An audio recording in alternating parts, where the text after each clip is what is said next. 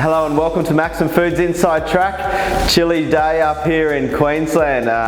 It's been quite a cold snap the last week. For all the sports fans out there, you'll be absolutely frothing at the moment. Tour de France, Wimbledon, the Euros, of course the Olympics, the absolute big one coming up. And tonight, the Game 3 decider of the State of Origin. So we're all pumped up here in Queensland, hoping to get our third title in a row. Anyway, I digress. Let's have a look at what's happening in the dairy industry.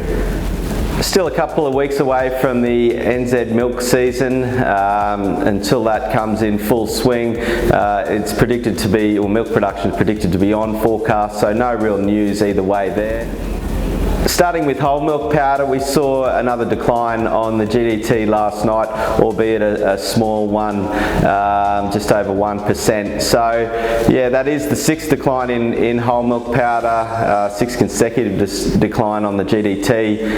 It was predicted on the futures market, however, it's not a bad result given what the sentiment out there is on whole milk powder. So a good result. Instant whole milk powder in particular is quite scarce and in very good demand, so pricing very firm there. In terms of an outlook, 3 to 6 months, China and North Asian markets still quite slow, so yeah, it'll be a big dependent on how they go in the next two auctions to see if they can swallow up some more of that supply that's coming on board. I would predict a reasonably flat market for the short to medium term. Moving across to skim milk powder, not a lot of news there, quite a flat result on the auction last night. Over in Europe, things reasonably bearish as they're in the midst of their holiday season there, so demand not overwhelming. In the US, probably the strongest of the skim markets, their domestic demand remains reasonably buoyant.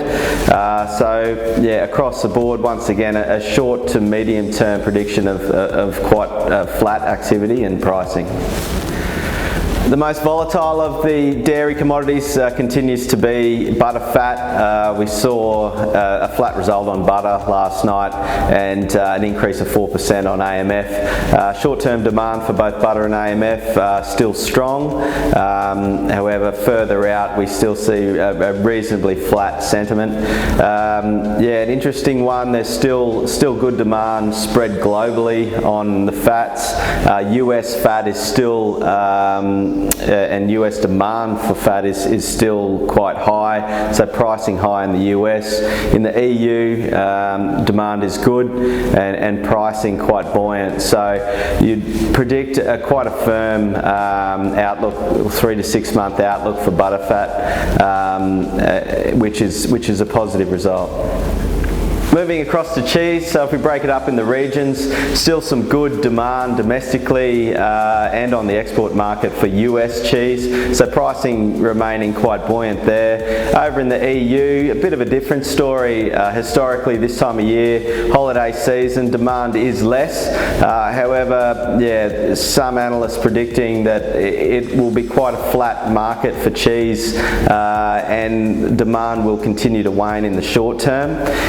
Across to New Zealand and Australia, yeah, inventory still quite good in both regions. However, demand has improved, so pricing is starting to tick up as Australia work through their inventory, and obviously being end of season, less product around or getting produced.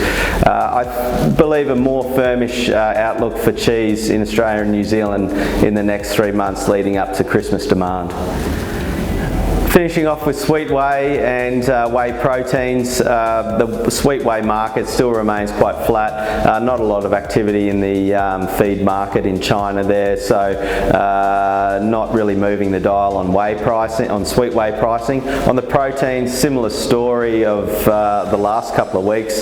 WPC remains constrained in supply, and demand remains good, especially in North Asia as well. So we do foresee WPI and WPC to remain quite firm in price for the next 3 to 6 months. Thanks very much for listening to today's Inside Track. A lot going on around the world, so stay safe, be kind to yourself, and go Queensland.